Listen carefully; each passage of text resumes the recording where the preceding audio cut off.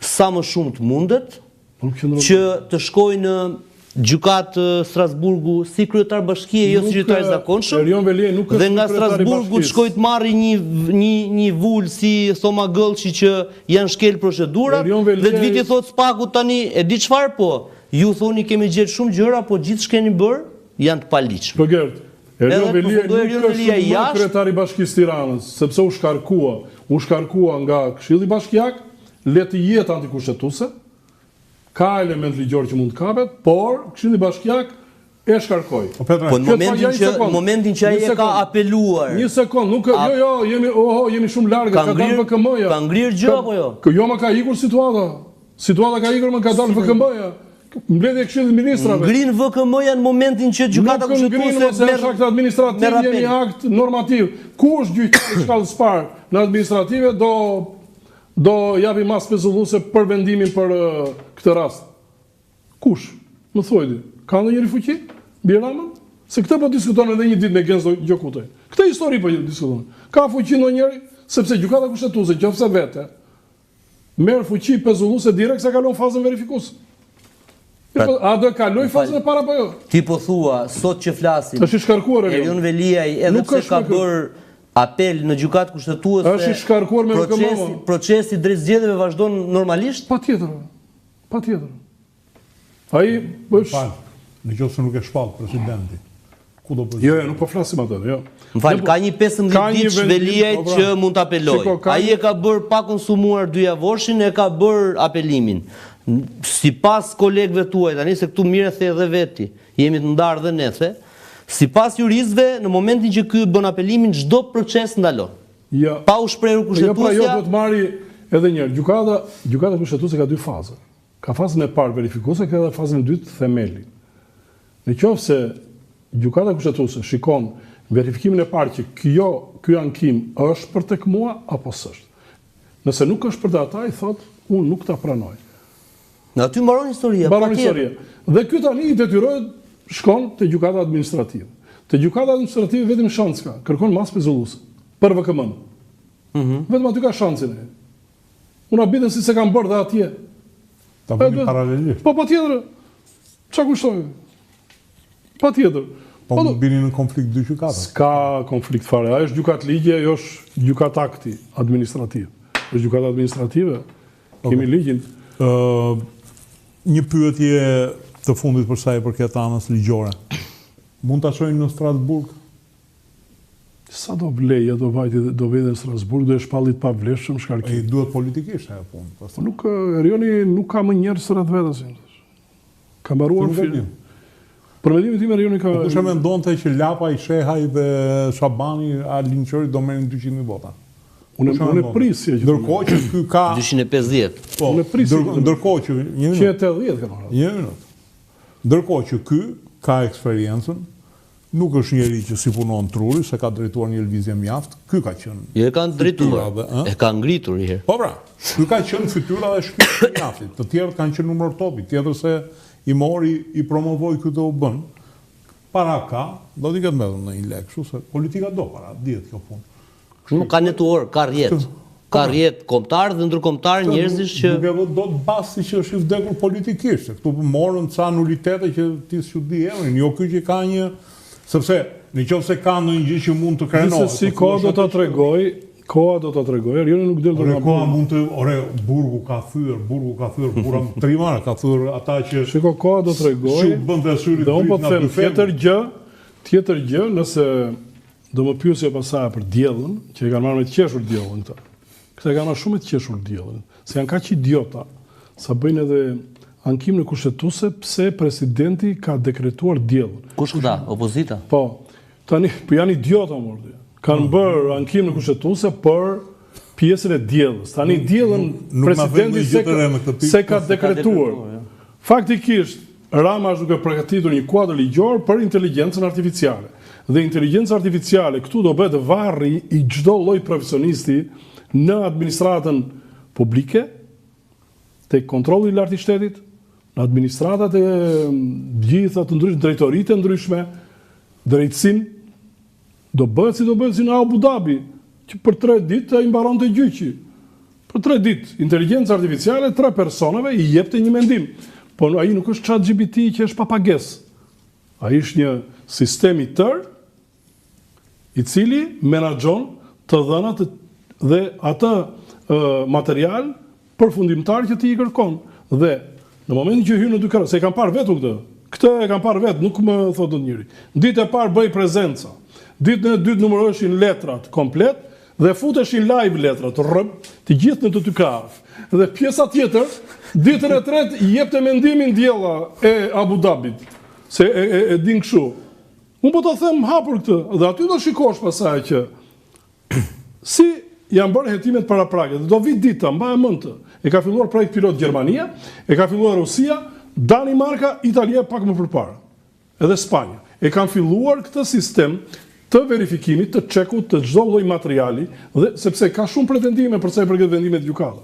Ka një anshmëri, jo vetëm këtu, po kudo.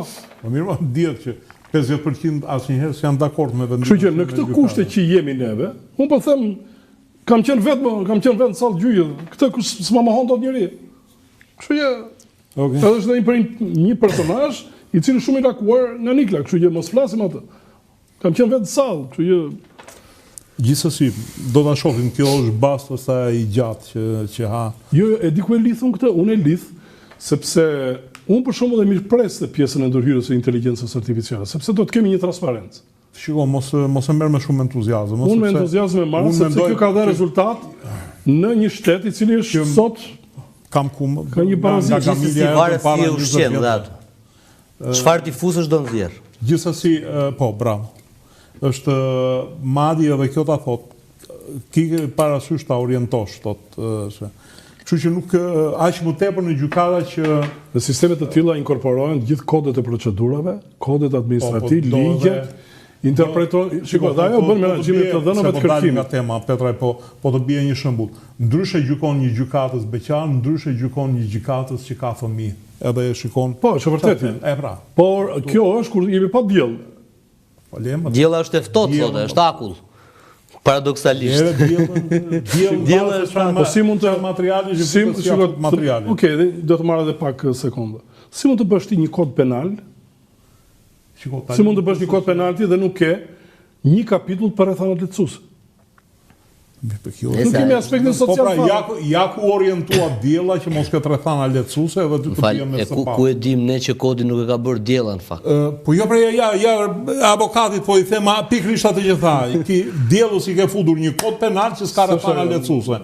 Dhe diella e ka pret ti që t'japi drejtësi. Nga 5 deri në 15 15 direkt. Se ka një anët e mirë për sa i përket pjesës së kodit ka, sepse në momentin e parë që u dha një ide për krimin e një kodit, po jam e lë pak për këtë. Zoti në atë pikë. Jo, unë jam, shikoj, se e kam dhënë mendjen as për kodin as për. Jo, një sekond. Po thot tani. Ta shpjegoj për këta që më preke që parë që the janë elita. Nuk janë elita. Sepse punë e parë që gabimin e ka bërë qeveria, në momentin e parë që do hapte mundësinë për të krijuar një kod i ri penal, duhet bërë të kërkonte përfshirjen e grupeve të interesit. Jo 5 veta që një diskutim ne për vetë, po është diskutim vete, temë tjetër. Temë tjetër. Flogert, kemi një PS e cila po futet shumë e sigurt në zgjedhje. Ndërkohë Ogerta Manasliu me sa kuptova ja ka lënë në dorë Ballukut fushavën. Kjo më duket sikur tregon edhe një lloj dorëzimi të saj. Ndërkohë, fenomeni Veliaj mund të ketë ndikim ti e the që votat nuk e treguan këtë që ai votat e megjithëse nuk doli kundra. Sepse nuk doli kundër. Dhe vetëm duke mos dalë kundër, PS-ja arriti të rritej vetëm me një mandat, i cili në fakt ishte ai mandati që rritej në qark, nga 36-37. Pra le të themi nuk kishte rritje. Ishte aty ku ishte. Qofse do kishte dalë kundër, ne nuk dim ta themi. Mund të themi që po dilte kundër do i rriteshin, po mund të themi edhe që do i uleshin. Kështu që nuk e dim a ja ka bërë Partia Socialiste atë nderjon Veliaj që nuk i ka dalë kundër në zgjedhje apo jo. Doli në favor. Kështu që kjo është e para. E dyta, unë nuk mendoj se Manastirliu ja ka lënë në dorë Ballukut. E para, fushata nuk ka filluar. që ta shohim fiks. E dyta, Rama ditë tha diçka. Sot tha jemi vetëm deputetët dhe ish deputetët. Në vazhdim tha, do jenë dhe gjithë deputetët e qarqeve tjera që jetojnë në Tiranë, që 90% jetojnë në Tiranë. Dhe se janë deputet në Gjirokastër. Po, që të futen në komunitetet ku janë, e kështu me radhë. Tani, qarku me numrin më të madh deputetëve pas Tiranës, Tirana ka 19, Fieri ka 12. Sa ka? 12 me 4. Fieri ka 12. Okej, për të pësës, po. Dhe për pos kësajt, komuniteti i fierakëve në Tiranë është jashtëzakonisht shumë i madh. Nga ana tjetër, pra, e para është faktori numër deputetësh dhe ndikimi i tyre si ekip në Tiranë, dhe e dyta, fakti që zonja Manastirliu është zëvendës kryeministre, është pas Ramës, le të themi. Dhe unë them që atë fushat, ose këtë fushat, se me shumë gjasa do ndodhi shpejt, do ta drejtoj pa diskutim vetë Edi Rama. Pa diskutim. E ka thënë në 11 shtator. Ai fjalim duhet dëgjuar, ridëgjuar, sepse aty i thot gjithaj. E kishte kalkuluar atë fjalim me pike me presje, po. Ai tha, unë i pari, tha, pastaj gjithë ju, pas kësaj zonjës, jo në krah. Pas kësaj zonjës, në zgjedhje. Pra Rama e ka sfidën e vetë Tiranën, sepse nuk e kanë raport me Velien fare. Jo. Sot opozitën... Bile, unë e kam thënë diku që në qoftë se do vinin kryeministrin dhe kryetar bashkie, me shpirt do zgjidhte kryetar bashkie. Po e ka thënë ai e tha në një moment që Shqipëria tha në mendjen e tij e shitin si një bashki normale europiane. Po. Si Roma, ku diun diçka di. Aty jo si shifër aty është, si numër popullstie. Por ki parasysh që Rama më shumë se sa për Velien s'mendoj fare se ka si sfidë që t'i tregoj Velie që unë fitoj pa ty, fare zero. Por Rama me këtë mbyll sagën një herë e mirë të kontestimit zgjedhjeve. Bashkitë që janë në lojë, Tepelena e majt, 70+%. Vlora e majt. Mati është bërë punë, se jam vetë nga ndej dhe ai Malaj ka vota dhe besoj se do ja dalë. Kush është Berati i majt? Kush është bashkia tjetër? Tepelena, Burreli, Vlora, Berati, ai Peqini. Po. Edhe ai po ashtu. Pra, ato nuk i bëjnë punë Edi Ramës për treguar që fitoi. Se, okay, Berati i majt, Tepelena i majt. Ajo që e hedh në tokë një herë mirë të pretendimin alibin që u vodhën farë zgjedhore, është Tirana. Në qoftë se Edi Rama në Tiranë nuk ka diferencë 58.000 vota Manastirliu nga kandidati i opozitës, por të paktën të marri ato vota që ka marrë Velie, pra 160.000, Edi Rama i jep fund debatit. Kjo është sfida për mua. Pra nuk është sfida do fitoj Partia Socialiste, se kjo është një garë e pa barabartë, nëse mund të thuar që kemi një ushtri, një makineri elektorale si Partia Socialiste këtej, kemi edhe një ushtri të shpartalluar atje matanë se nuk merret vesh i pari dyti. E kupton? Po s'dira, ata janë kthyer meme. Jo s'po gjejnë dot, nuk po zgjedhin. Nuk ju pranon njeri. Ka diferencë kjo. Pra nuk pranon njeri i rreshtit parë politik që dalin garë sepse e shes si fikjen e karrierës politike. Pranojnë ta dorës dytë. Një antar i Këshillit Bashkiak do pranonte. Po jo një deputet, jo Rida për shembull, ose tjetri. Në këtë kuptim Rama sfidën, prandaj them që do jetë vetë kali karrocës, pastaj kjo zonja Balluku do jetë me ushtrinë e vet të Fierit për të maksimizuar komunitetin, votën e komunitetit Fierit. Manastirliu do jetë kudo sepse është imazhje bla bla bla, edhe tjerët respektivisht në komunitetet që përfaqësojnë se Tirana dihet që është multi. Po kjo tregon një lloj frike të Ramës për një rrjedhje votash, për një mospëlqim. Mu më duket, megjithëse sapo kanë kaluar. Mu më duket mungesë mëshire otan. Rama nuk politikisht Rama është i pamëshirshëm.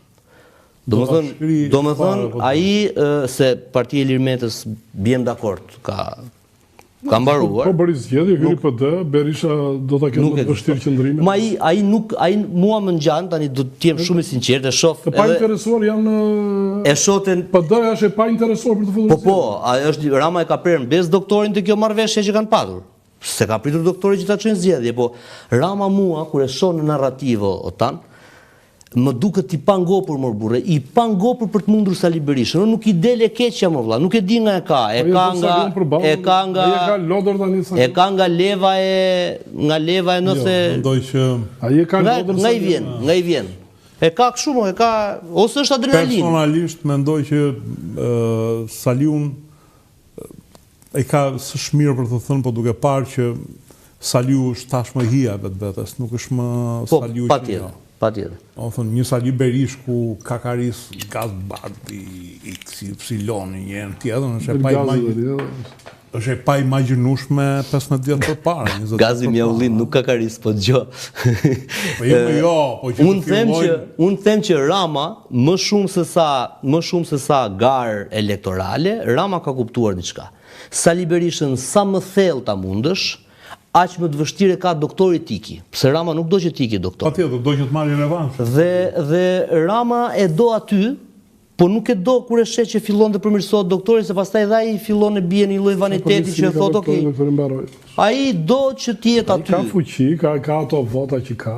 Kush? Rama? Doktori? Doktori, i ka votat ai, nuk është sa ashtu. Ai edhe pa logot hy ka vota. Po problemi është që si është avokat këtë ngut të Ramës për ta mundur doktorin çdo 6 muaj. Si e shpjegoj? Se mua më duket manjakri politike kjo. Unë nuk e besoj që do kemi zgjedhje, po mos edhe kemi zgjedhje se. Po do kesh 5 bashki tjera më burr. Shikon, nuk është futur. Po si nxori këto nuk i nxjerrën.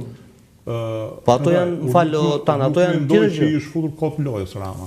Shikon, ndoshta edhe për të justifikuar te pjesa e Bashkimit Evropian, te partnerët atje që thonë që janë e zbatojmë ligjin e kështu, unë kam marrë kosta përsipër në pjesën e zbatueshmërisë ligjore, nuk mund ta lë Tiranën pa një kryetar, se faktikisht Tirana është pa kryetar. Kështu që kjo është ajo që shikojnë te Rama, po tani te doktorin e ka kështu lodhur dhe ai shikoj Rama ka arritur në atë pikë që PD-n e ka kështu, e ka tavull tani. Kam idenë që ka arritur pikën e kulmit dhe që ai e shikon nga sipër. Ta çojmë me 150.000 vota. Këtë kam më pak do vë. Më pak do vë se doktori do e çoj deri aty sa të jetë ajo forcë e dytë. Jo ti kush me doktorin në 2029. Se nuk e di se si do vete fati doktorit. Mund dali pa fajshë, mund të jetë shpikur një vaksinë për pavdeksin o Petre, se vetë po flet për inteligencë artificiale, kështu që i lëm të teori. Ky shkreti vetëm inteligencë artificiale s'ka tani, flasim atë që Berisha, po ta shikosh edhe vetë, ta shikosh nga afër, Berisha ka rënë komplet, totalisht. Berisha ka marrë të fuqinë tani para. Shikoja një përpara 2-3 orësh para sa dimit juve, shikoja një intervistë që kishte thënë Berisha, se duket sikur edhe emrin dritare na e ka dhënë Berisha, në fakt na e ka dhënë Berisha, ishte në intervistë me Rudina Gjungën. Dhe natyrisht një Berish që s'kishte lidhje fare. Krejt tjetër. Sigurisht që është sot. Sigurisht. Prandaj unë thash që është hija vetvetes. Të shkojë të bëje presion Berishës nuk ekzistonte, ishte e pa mund t'i bëje presion Nanos, mund t'i bëje presion Ramës, po Berishës nuk ekzistonte t'i bëje presion, dhe ishte një Berish komplet tjetër, energjike një tjetër, dhe thoshte në emision që kjo tjetë një dritare ku thuhet e vërteta, do t'a bëjmë edhe spot, edhe reels që dalë.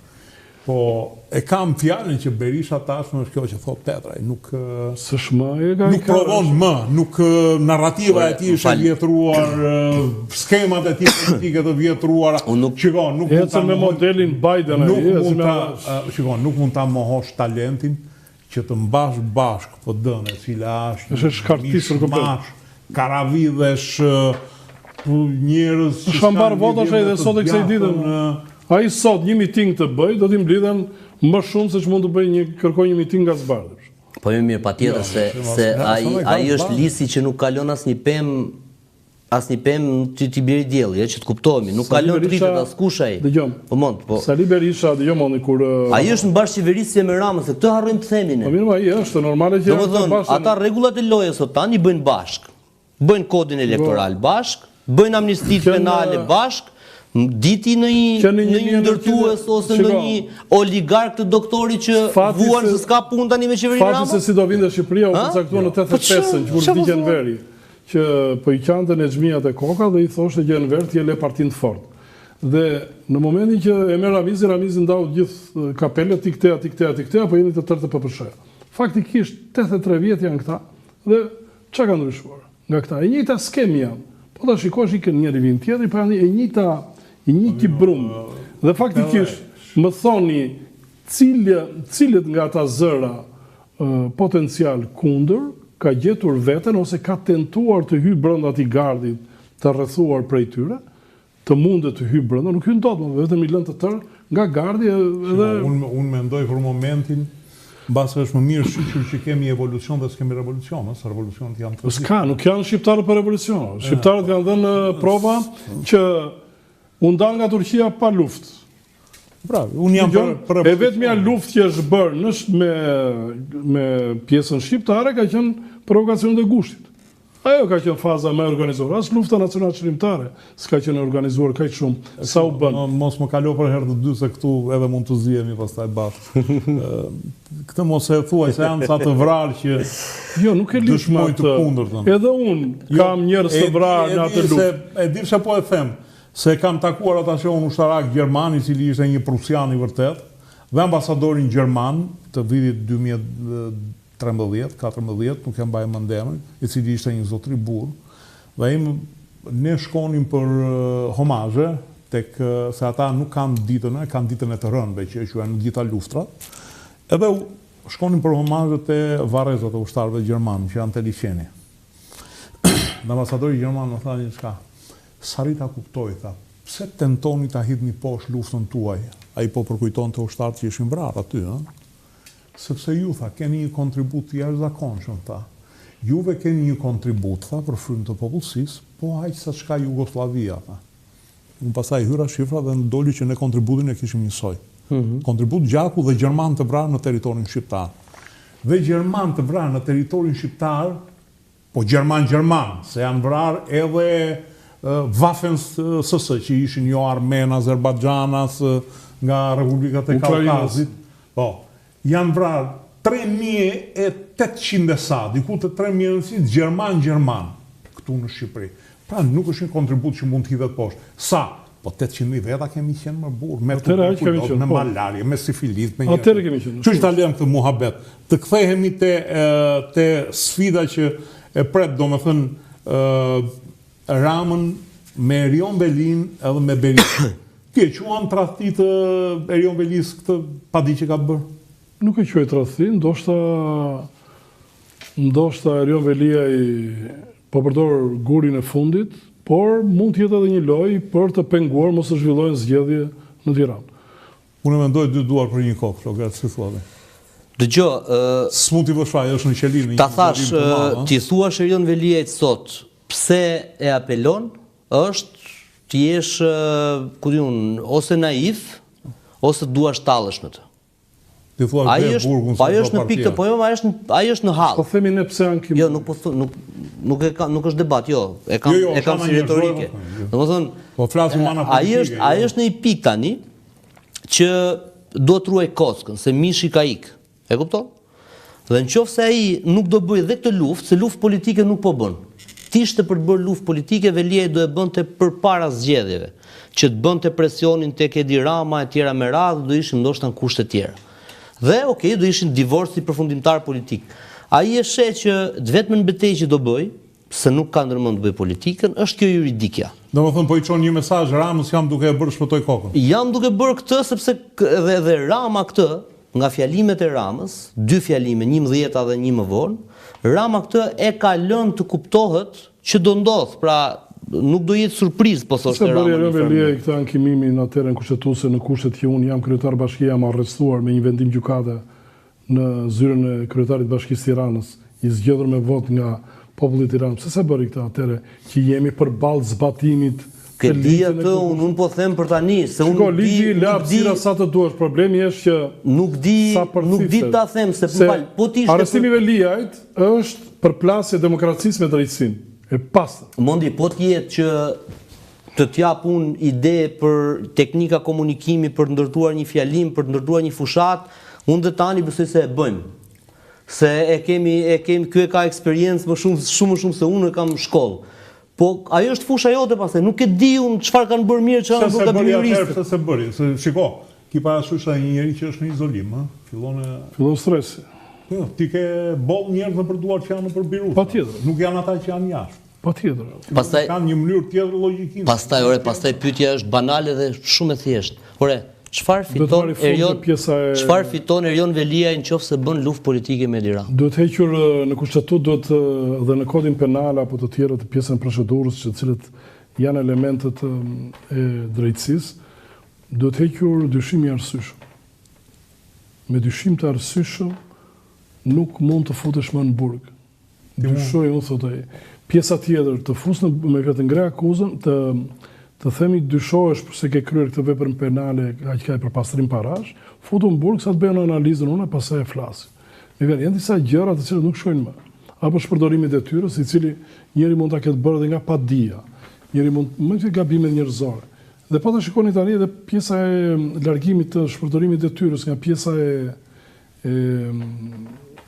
largimit si pjesë të veprës penale, që në disa shtete të Bashkimit Evropian është prezent, dhe Bashkimi Evropian e ka lënë si detyrë tani që neve ta largojmë si vepër penale, po të jetë akt administrativ që mund të kapi një pushim nga puna etj.